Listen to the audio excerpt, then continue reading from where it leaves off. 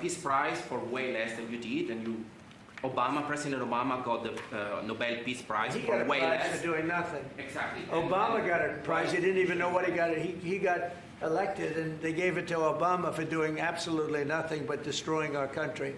No, he was not a good president. The worst president was Sleepy Joe Biden, but Obama was not a good president. Are you going to do something with the They Hezbollah? gave him a prize. How many months after he won the election, then they gave the Peace Prize, right? It was right Before he afterwards. was elected. Are you going to take My election was a much more important election. Now that you're fixing the situation between Hamas and Israel, are you going to be taking care of the Hezbollah or the Lebanese armed forces to take We're care of looking at it? that. Yeah, we'll be able to do that. That will be. It's a smaller part of the puzzle, but very important part. They have a great new ambassador that I appointed, Michelle. Great new ambassador. So yeah, please. You said that the hostages will be released on Monday or Tuesday. What's your strict deadline? When do they have to get released? Well, I think it's going to be Monday or Tuesday. It's going to be around that time. Yeah, they're working on it very hard. They're in very diverse parts of the earth. Okay, they're very, very diverse. Actually, it's. I think they're going to come through. I'd be surprised if they didn't. I think it'll happen. Mr. President. Thank you, sir. The 19th point of the 20-point plan said that in the future there could be conditions in which the Palestinians might eventually get a state. Under what conditions do you think the Palestinians could have their own state in the future? At the time. We're going to see how it all goes, and there's a point at which we may do something that would be a little bit different and maybe very positive for everybody, but we'll be looking at that at the time. Mr. President.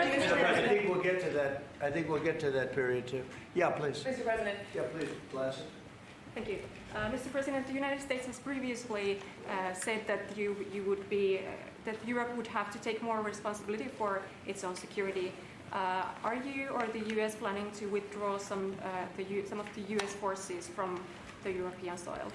No, but we may move some around a little bit. I'd ask you that question, Pete. Go ahead. I think that's right, Mr. President.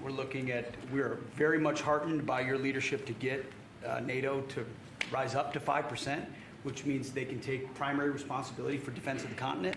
But that doesn't mean America is abandoning NATO in Europe.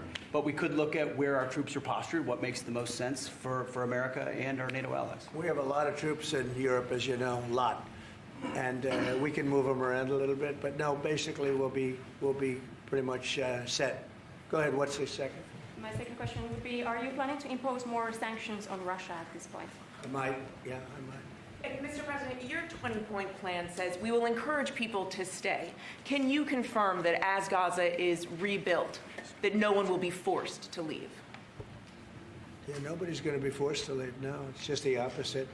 This is a great plan. This is a great peace plan. This is a plan that was supported by everybody. I mean, as I said, they're dancing in the streets of many, many countries right now. It's amazing. I've never seen anything like it. No, we're not looking to do that at all.